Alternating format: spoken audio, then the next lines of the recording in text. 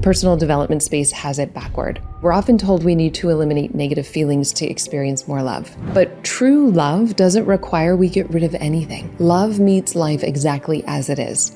If judgment shows up, it welcomes it. If joy arises, love welcomes all of it with the same openness. Feelings aren't hard, it's our resistance to them that is. So people develop strategies. Do you overthink as a subtle way to avoid, or are you somebody that indulges? There is a way to go deep without wallowing, and a way to stop avoiding what's asking to be felt. This isn't about fixing yourself, because you don't need fixing, maybe your mind, but not you. This is about something so much deeper, more profound than any one person could ever give you. It's about a love that is so big that it welcomes all of life. It's just been hiding in the last place you would think to look. The love that you really want isn't out of reach. It is available right here and right now. Something in you already knows. These 3 steps are going to help you transform how much love you get to experience in your life.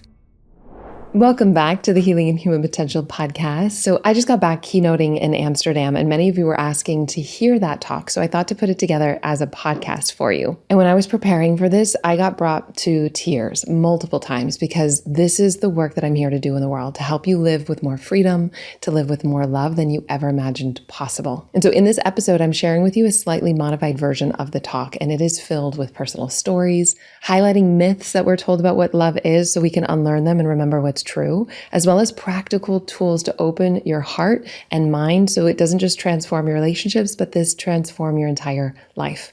And I'm so excited to get to share this work with you. I hope hearing some of my stories serves you deeply. I think one of the greatest arts in life is learning how to love. And I know that pain and old patterns can get in the way. And most of us at this point have realized that our relationship with our partner oftentimes will mirror a relationship with our caregiver. And for me, some of the deepest lessons about love came from my own family, but specifically my mom. And so I want to share with you a story that changed everything for me.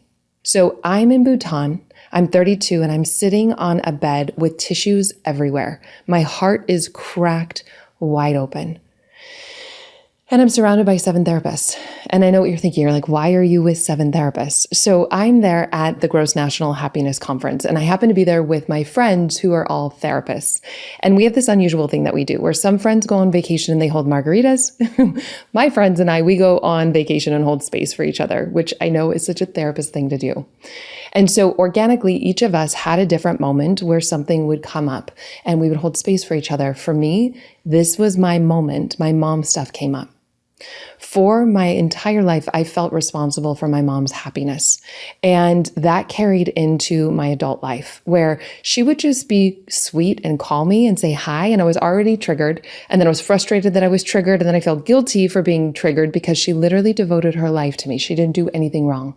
And I kept thinking, what's wrong with me? Why do I have this? And so I'm there sitting on this bed with my friends surrounding me, feeling some of the deepest wounds of my life around what I now know to be a pattern of over-responsibility. And I go there. And after I went into the ugly cry, something lifted. I felt lighter.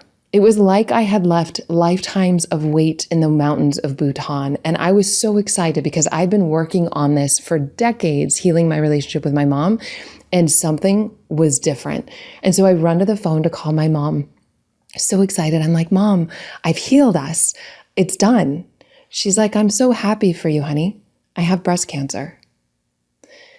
And in that moment, something extraordinary happened. For the first time in my life, I could be there for my mom, not out of the pattern of obligation or abandoning myself to care for her, but to genuinely be there for her in a completely new way. I was able to support my mom through her breast cancer journey in a new way because of the healing work that I had done. And I'm happy to report she caught it early, had a surgery, and has not had cancer for over a decade. But because of the healing work I did within me, our relationship blossomed into something I didn't even realize possible. So I would oftentimes get triggered by my mom within a few hours. After this, I actually hired her to work with me. We would talk every single day and the charge wasn't there. So what used to be a trigger ended up being a lot of laughter. But the revelation was that I didn't need her to change for me to heal and shift my relationship with her. I healed it within inside of me. And because I did that deep work inside of myself, then I didn't have to carry those patterns into my marriage. I got to save years of unnecessarily suffering in my marriage. And because when you shift something at the root, it doesn't just change one relationship, it changes all of them. And so what if I told you the most profound changes you could have in your relationship, whether with your partner, your colleagues, your family, even strangers, don't require anyone else to change? And so today I want to talk to you about love and relationships in a way that might completely surprise you. I'm going to expose some of the myths about relationships that cause most people pain so that you can stop falling into those traps. We'll redefine what love actually is. And best of all, I'll give you practical tools that you can apply right away. And if you do, they're not going to just change your relationships, they're going to change your entire life. But before we dive into the topic of love, I want to be really clear what this conversation is and isn't. So this isn't about fixing yourself, because you don't need fixing, maybe your mind, but not you. This is about something so much deeper, more profound than any one person could ever give you. It's about a love that is so big that it welcomes all of life. And I find that the personal development space has it backward. So we're often told we need to eliminate negative feelings to experience more love. But true love doesn't require we get rid of anything. Love meets life exactly as it is. If judgment shows up, it welcomes it. If resistance, unworthiness, joy arises, love meets and welcomes all of it with the same openness. And so experiencing more love isn't about getting rid of any of our human experience.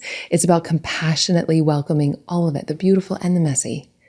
And so as you meet the moment with acceptance, this is what parts the clouds so that you can more fully experience a love that is always here, a love that is your true nature. And I tell clients, if you work with me, I guarantee you will find the love of your life. And so I want to offer you this same guarantee. If you take up the practices that I'm going to share with you today, I guarantee you will discover the love of your life. And so my invitation, if you're interested in this, is for the rest of the episode, I want to invite you to experience as much love as you can in your heart, to really stretch your capacity to allow it to be good, to let this be a new set point in your subconscious, letting your nervous system know that it's safe to open this much, to stretch the capacity and allow yourself to feel good, to be open and reprogram this as a new set point of safety. And you have the power to do that right now if you want. Okay, fun. So let's talk about why relationships are often so hard. So here are some of the common struggles that I hear. It feels like all the good ones are taken or they just don't exist. Or why do I keep falling for people who can't show up for me? If I'm honest, I'm scared I'm going to push them away or hurt them. How do I let somebody in without losing myself? Or I'm afraid if I keep evolving, we're going to grow apart. If you can relate to any of these, I want you to know that you're not alone. And it makes sense to me because from a young age, we are conditioned collectively around myths and misunderstandings about what love is, not only from our family, but from our culture, from music and media. And these misunderstandings have been ingrained in our subconscious. And so I want to highlight how wild some of these songs are that you've probably heard hundreds of times, so you can start waking up to the misunderstandings about what we've been conditioned around love. So the first song is by The Police, Every Breath I Take. So the lyrics are, every move you make, I'll be watching you. Okay, that's creepy. People think this is romantic, but this is actually obsession and control. There's also a Mariah Carey song that's very popular, Without You. The lyrics are, I can't live if living is without you, right? And this teaches that love is survival. Like this is, I am nothing without you. This is codependency. This is not love. Let's be clear. And then another one is Bleeding Love by Leona Lewis. She says, you cut me open and I keep bleeding. This is essentially teaching that love is suffering. It also blames. It says, you cut me open. You made me feel this way. No, my thoughts, my patterns made me feel this way, right? So it's no wonder that we're confused around what love actually is. And when you start hearing them again and again, especially as we're kids, we get internalized belief systems that really confuse us. And so today, let's unlearn some of these myths and reconnect with a deeper truth about love, one that's more empowering and that helps us experience it right here and right now. And I'll share with you a story about a woman who came to see me as a new potential client in my office. So she is sitting on the edge of her seat. Her anxiety is palpable. So she saw her friend's transformation that I worked with, and she was convinced that I could help her, although it felt more like I could save her. And so she tells me her goal, if we were to work together, would be to get married. And I know that goal is not going to serve her. So I say, I'm only willing to work with you if you have a different goal. And literally her face shows desperation. She's like, what do you mean? And to me, at this point, it's clear that she thinks she needs to get married. And her core wound was this fear of abandonment. So she was terrified of being rejected, of being left behind. And she thought that marriage, that ring, that commitment, that legal document was going to be her safety net, her insurance policy to never feeling abandoned again. And so rather than helping her get the guy that she's with to help her feel secure, I help her do something else. Because here's what I know about the wound of abandonment. I know oftentimes what happens is when this fear, this wound comes up, most people abandon that feeling to try to get something outside of themselves to get the security that they want, right? It could be in a partner, it could be in a certain type of income, it could be in a body type, but essentially they're abandoning their own abandonment. So they're skipping over that feeling to try to outsource it. And here's what I know about life. It's a mirror. And so she's abandoning that her own sense of abandonment. She's going to feel abandoned in the world until she meets it directly. And so I help her see this. And then I help her bring love to the terrified part of her, the part that's convinced that she's not worth staying for, and really teach her to welcome it instead of run from it. To really forgive the judgments she's had about herself that she bought into when her dad left, that she wasn't worth staying for. She was too much, not enough. And I help her really forgive and let go. And because of that, something beautiful starts to happen. She starts to really feel a sense of security in herself, independent of anything else shifting outside of herself. And by the end of our work together, she is so embodied in a deeper security within herself that it doesn't matter if she gets married or not, because she's giving herself the security she thought marriage would give her. And her whole energy shifts. She's not leading with that desperate, clingy energy anymore. And because she's not abandoning herself, she's really embodying a deeper sense of confidence that starts reflecting in all areas of her life. She ends up taking greater leadership at work. She gets a raise, and she also does get married, but by then it doesn't matter because she's not looking for her security or sense of self and worth in it. Okay, so let's break this down, because most people have been taught to outsource love, right? And then they try to manage and control life to feel better, but then we're victims to something that we can't control. And so how it goes is like, you give me love, I'll give you love. And that's really just called codependency. So when we outsource love, we're unconsciously making it somebody else's responsibility. And I would be all for that, but it doesn't work, right? It just leads to failed relationships, frustration, neediness, and desperation. And so the other option is what I call insourcing love, which is where you bring love to all the parts of you that have been looking for love outside. It's like you take all that leaky energy and you become the source of love to these disenfranchised parts. And applying this will change your life.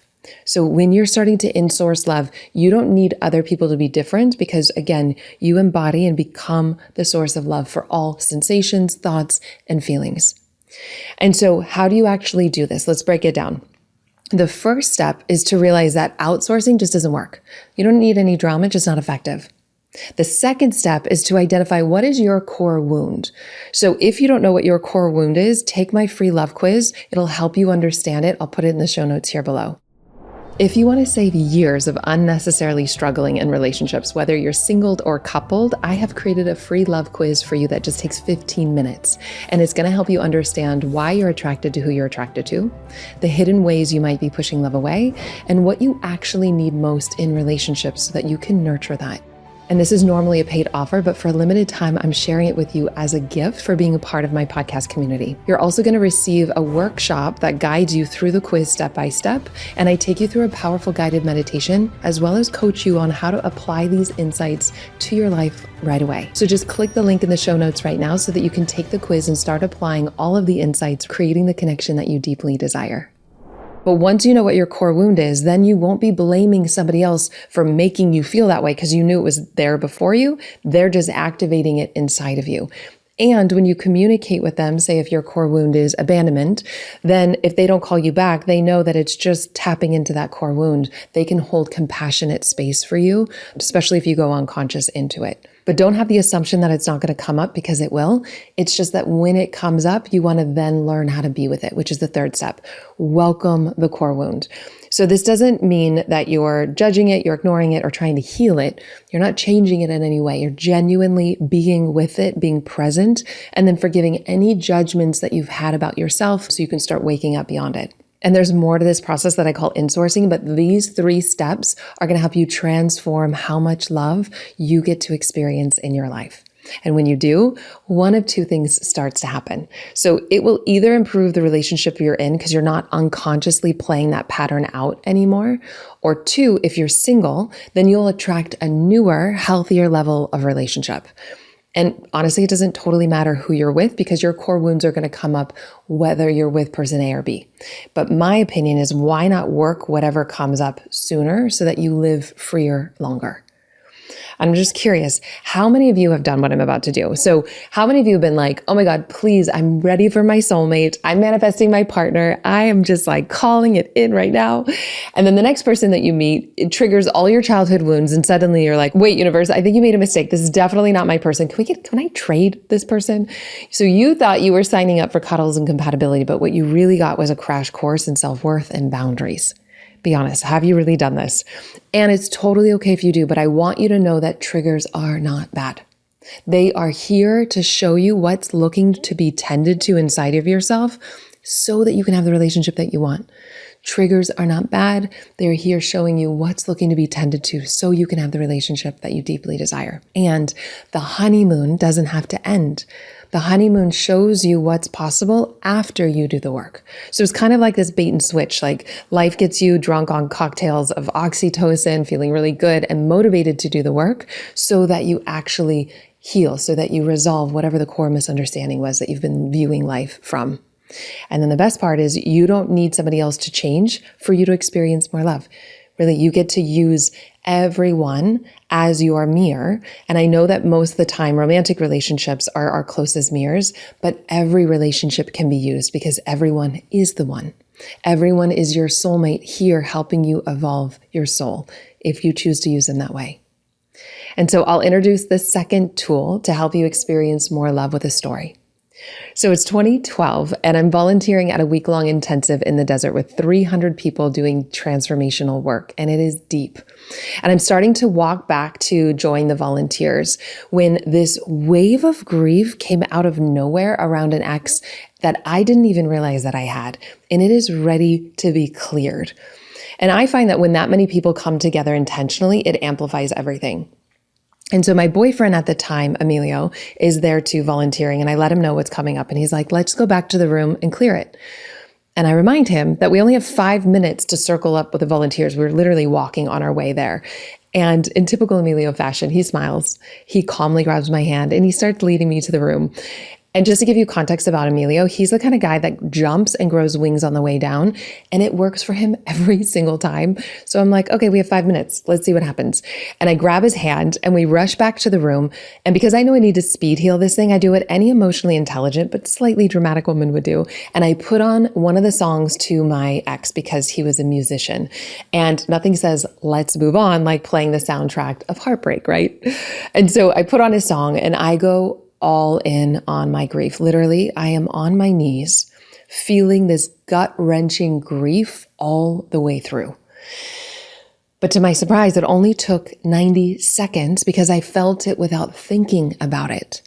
And bless Emilio, he's literally just holding space, totally calm, not trying to fix me, not weirded out, not saying, maybe don't play the music of your ex while you cry about him. He's just present. And what's remarkable is that before that moment, Emilio and I had been together for almost 3 years. And he was clear on his intention to get married, but I was 1 foot in, 1 foot out. And before that experience, I was with him almost like my shoulders were to the side, my head was looking at him. But after those 90 seconds, I was face on 100% all in on this relationship. Because once I released this block, marrying Emilio was the clearest, most dramatic yes for me. And I literally kept showing him my hand for the rest of the retreat. I kept being like, something's missing on my finger. I was night and day so clear because of those 90 seconds. And those weren't just about an ex. They were about processing a grief that was in the way of a deeper level of intimacy. And Emilio and I have now been together for 16 years. We're celebrating 12 years of being married. And it only took 90 seconds to clear something that had been in my heart for years. And neuroscientists have discovered that that's all it takes to move an emotion through the body if you're not mentally resisting it or indulging in it. And we all have 90 seconds, right? That's shorter than a lot of your voice messages. And so that means if you can stay present with a feeling as a sensation for a minute and a half, it will clear. Isn't that wild? But here's the thing, most people don't want to feel quote unquote negative feelings. They think that those are hard, but feelings aren't hard. It's our resistance to them that is. And so people develop strategies. Some people start avoiding emotions altogether, and other people dive in, but they don't know how to get out. It's almost like you're on a washing machine on spin cycle, feeling it again and again. And so just think about where you land, right? Do you overthink as a subtle way to avoid? Be honest with yourself, no shame. These are safety strategies that we've learned until we start learning something right here, which is a new way to let emotions move through the body. Or are you somebody that indulges, right? You feel your emotions, but then sometimes you don't know how to get out. But I want you to know, either way, there is a way to go deep without wallowing, and there's a way to stop avoiding what's asking to be felt. And the goal isn't indulge or avoid, it's to allow an emotion to come up fully for 90 seconds, to presence it, and then it clears through and integrates in your nervous system. And then we're not trying to manage and control life. We feel empowered to really stretch the capacity to meet the range of our experience exactly as it is. And this is how you start to transform the triggers that show up in your relationships. Because remember, triggers aren't bad. They are breadcrumbs showing you to the love that you really want. But don't just take my word for it. Let's test it. Let's do a short somatic exercise so you can notice what it feels like in your own system when you open to a contraction or something that's been blocking more love. So if you're in a safe place to close your eyes, go ahead and do this. If you're not, it's going to be about 90 seconds. So you can do this with your eyes open. Keep yourself safe.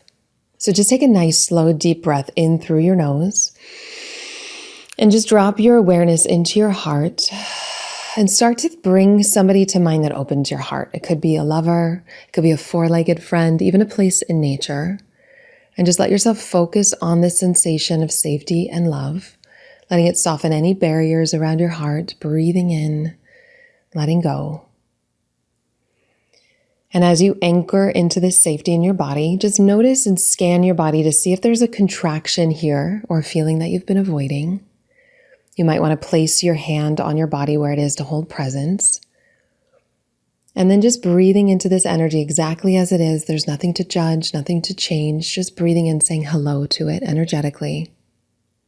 And then I'm going to invite you to silently repeat after me, talking to this energy. I see that I've judged you. I didn't know how to be with you before, but I'm learning now. Thank you for arising to teach me how to open. You can stay as long as you want. I love you. And just breathing in, letting all of it be here. Even if resistance comes up, that gets to be welcomed too. It's just trying to protect you. Just thank it. Giving all of it infinite space to be here as much as it wants to be here, whatever is arising in this moment. And when you're ready, you can gently open your eyes. And what I want you to see is that, ironically, whatever you welcome dissolves. And if for some reason that wasn't your experience, it's just feedback that you were in your mind thinking about it, or you didn't feel safe enough to drop in. So test this out when you have a little bit more space. And keep coming back to noticing that what you welcome, what you accept, dissolves and opens. And so I'll share with you the story about how I discovered this. So I know that the breakdown moment usually happens on the bathroom floor. For some reason, I have no idea why. I happen to be on the carpeted floor in my daughter's bedroom, surrounded by pink walls and stuffed animals, and this deep, crushing sense of unworthiness. And downstairs, Deepak Chopra's producers are setting up to have me coach 2 people for his show. And I'm upstairs paralyzed, not good. And so how did I actually get here? I, at that point, had spent years playing small, hiding, not putting my work out there. And I really looked at everything through the lens of not good enough. I'm not good enough. I'm not successful enough, fill in the blank. And I'd randomly met a woman who I'd offered a coaching session to, and she was blown away. Turns out she was Deepak's producer and wanted to share my work with a lot larger audience. And what should have felt like a big moment, the morning of the shoot, all of my stuff came up and I was confronted with what I was running away from. I was like, oh, this is why I was hiding. I was hiding from all these feelings. And so while they're setting up in my office, I am upstairs spiraling, panicked and convinced that there's no way that I can perform my way out of this one. Because that's what I used to do. I would perform to succeed, to feel worthy and loved. And at this point, it felt like defeat because that strategy wasn't going to work. So for the first time in my life, I literally just stopped. I was like, okay, I'm not enough. I'm not going to run away from this feeling anymore. I'm just going to stop and allow it to be here. And what happened surprised me. So by actually embracing unworthiness, I discovered my wholeness. I mean, it makes more sense now that I didn't feel whole because I was rejecting a part of me, my unworthiness. But the moment I stopped to welcome it, I felt lighter. I felt more peace. And that changed my life. Not because I figured anything out, but because I stopped pushing it away. And so with that, I just stood up, I wiped my face, I walked downstairs, and I went from being focused on how I was seen to just genuinely being in my heart and being in service to these two people. Because that session was so powerful that I just taken myself through. I wanted to offer them the same experience, and I did. And those sessions were powerful. Not because I was trying to prove anything, but because I got out of my own way. I wasn't attaching my performance to my worth. And who knew that the very thing I was trying to avoid, feeling unworthy, was the doorway to feeling completely worthy. And so this is what I've discovered and what I now call the paradox of transformation. And it's the game of opposites. It's powerful. And I teach it in my certification program. And it goes like this. If you want to feel worthy, embrace unworthiness. If you want to feel free, embrace stuck. If you want to feel peace, embrace stress. It's the game of opposites. This is the paradox. The very thing that you've been running from holds the key to what you deeply desire, but you need to feel it as a sensation, not a story. And as you presence it as a sensation, that's what starts parting the clouds so that you can experience a deeper love that is always here underneath all the insecure thoughts and feelings. And truly, if you feel any feeling all the way through, you discover that love is at the heart of it. But it takes courage, it takes honesty, it takes willingness to discover this for yourself. And in my experience, when you realize that what you avoid is what you create, you become a lot more willing to face it. So what you avoid, you create. Let me give you an example. So if you're feeling insecure and you try to get the guy or the person to give you that security, you're going to cling on to them and that's going to push them away. And ironically, you're going to get left to be alone, which will have you feel more insecure. Versus what I'm sharing with you here is if insecurity comes up, feel it with presence for 90 seconds as a sensation. That starts parting the clouds to the insecure thoughts and feelings where you feel a deeper security that doesn't come and go, that's always here at the heart of it. Because the truth is the love that you really want isn't out of reach. It is available right here and right now. It's just been hiding in the last place you would think to look, and the very thing that you've been avoiding, whether it's fear, insecurity, abandonment, that's actually the doorway to everything you deeply desire. And so meeting it with love is that key that opens the door. And so the next tool that I want to share with you to unlock and experience more love begins with a discovery that I had, that your heart only hurts when you close it. And so I'll share with you a story that taught me this. This is some fierce love. So I'm sitting at a restaurant and my husband's ex-wife is sitting in front of me and she is making it very clear that she doesn't like me. I mean, very clear. The energy in her words could cut glass. And I start to feel my own dislike of her arising and then anger at this new family dynamic, at the confusion, at the tension and all the complications. But I also noticed that I want her to like me because I want easy co-parenting and I want harmony. I want one happy, big, blended family, like the Pinterest version of divorce. But that's not available. And every time I notice her disapproval, I feel my own heart wanting to close. That's what our hearts do, right? They close as this like protective shield. But here's what I also start to notice. When I leave myself trying to manage how she sees me, I hurt even more. So then I stop that and I just check in, what's my honest, authentic experience? And I discovered that I actually care for her and that feels good. Not because she earned it, not because I'm trying to be nice, but because I like who I am when my heart is open. And so I make a conscious choice to keep my heart open, not for her, not even for her liking me or not liking me. It's just about staying true to myself no matter how somebody else responds. And that's when I realized my heart only hurts when I close it. Now, that doesn't mean I don't have boundaries. It's not like we're braiding each other's hair and planning a girl's trip to Bali. But what it does mean is I don't let her disapproval be the reason I close my heart. And here's what's wild. Once I realized that, I took all my energy to stop trying to get her to like me. And I just took that leaky energy and focused it on myself. And I kept my heart open. That's when everything started to shift. Not because she changed, but because I stopped making her responsible for how I felt. And so a few months go by and slowly something beautiful started to happen between us. We start genuinely connecting. We start genuinely enjoying each other's company. And then one day she said something that completely floored me. She said, I've been doing my own work this whole time to come back to my heart, even when I felt threatened by you. I was like, wait, what? This whole time, I thought I was the only one doing the work. And she said, no, I've been doing the work to come back to my heart, to really stay open, even when my ego wanted to make you the enemy. And so here we were, both choosing love over protection, both doing the inner work and not even knowing it about each other. And now we genuinely are at a place where we are in family together, and the kids get to see two women who have figured out how to love instead of compete, how to stay open instead of closed. And I learned that love isn't something you just give to people who earn it. Love is something that you choose because of how it makes you feel to be loving. And sometimes when two people make that choice, miracles happen. And that's the difference between conditional love and unconditional love. We get to choose which one we want to live. When our hearts are open, love moves through. Our hearts are like a valve. When they're closed, it can't flow. And so how open we are determines how much love gets to move through our lives. And you can even open your heart to your closed heart. That's a hack so that you can be authentic with whatever your experience is. And so check in with your heart right now. How open is it? And do you want to breathe into it to open, even if it's 5% more? You get to decide how much you want to open moment to moment. You have that power. And so the last story I want to share with you is one of the greatest lessons of my life. So before I met my husband, I was seeing this man and really grappling with the question, should I stay or should I go?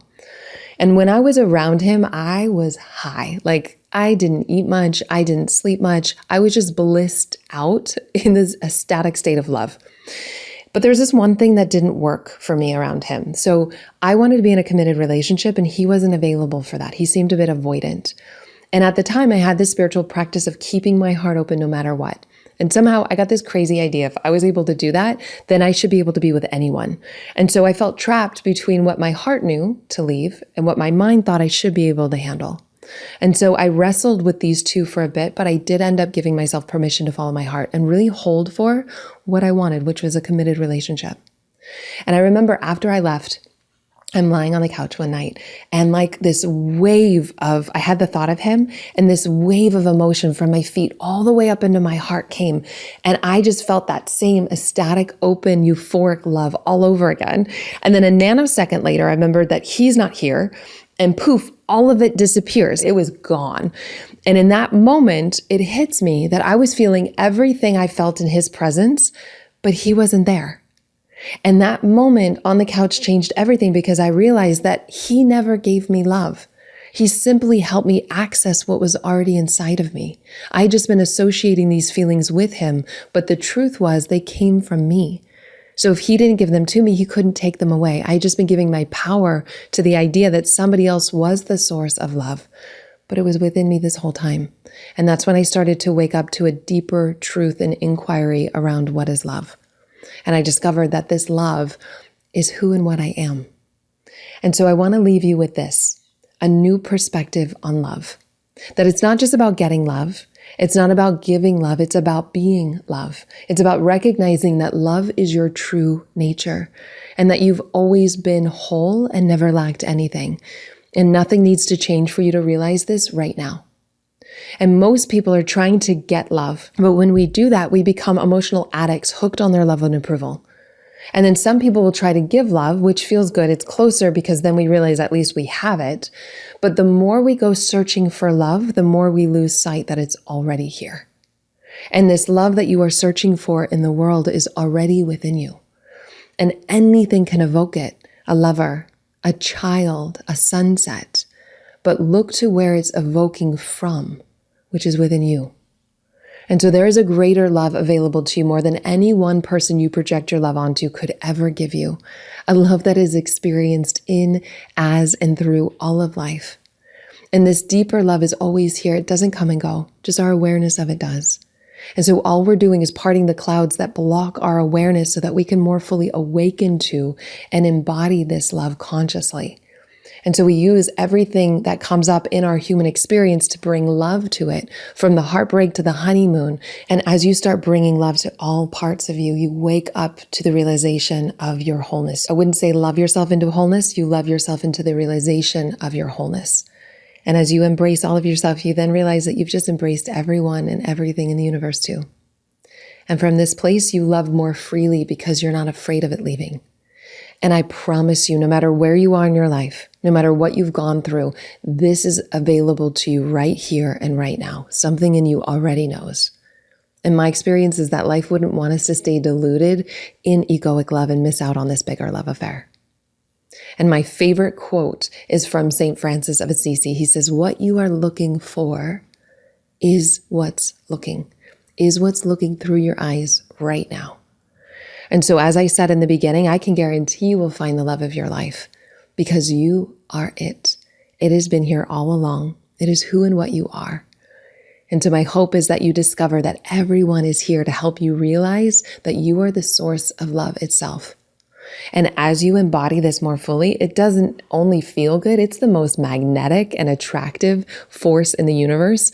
And you bring opportunities to you. But when you're living from this place, you also don't put up with anything less than you're offering yourself, not out of judgment, just out of alignment. And in a world that protects their hearts, it's a rebellious act to love fully, to let that love pour through you without holding back. So right now, see how much love you can allow, even if it's just for 30 seconds, to access as much love as possible without holding it back. You don't even need a reason to access this. And it's not just a gift to yourself that's nourishing and to your health, but it's an offering that ripples throughout the world. And so right now, just breathing into letting yourself be brave, loving full out, softening your shoulders, any resistance that may come up. This is where it changes in your life right now. Not by pushing resistance away, but by embracing it. To know that this gets to be allowed and welcomed too. That's how true love moves. It moves towards and welcomes everything. And you give this to yourself moment to moment. You have the power to choose that anytime you want, if you want that without any reason. Thank you for being here in the world. Thank you for being a beneficial presence in the world and just opening your heart and your mind. What a gift it is to have you in the community. Thank you so much for doing this work that changes the world, starting with yourself. It truly does make a difference. And if you're finding value in this podcast, a cost-free way to support us is by following us. It does help us grow, and we are so grateful. Leave a review on Apple or Spotify, submit a screenshot of that, and upload it to alyssanobriga.com/podcast. As a thank you gift, we will be sending you one of the most powerful tools that you can use on any area of your life to help you tap into your full potential so that you don't let fear hold you back from really stepping into your dreams. I have so much more magic I want to share with you, and I cannot wait to do that soon. But for now, I just want to say thank you so much for being an example of what it's like to live with an open heart and mind in the world.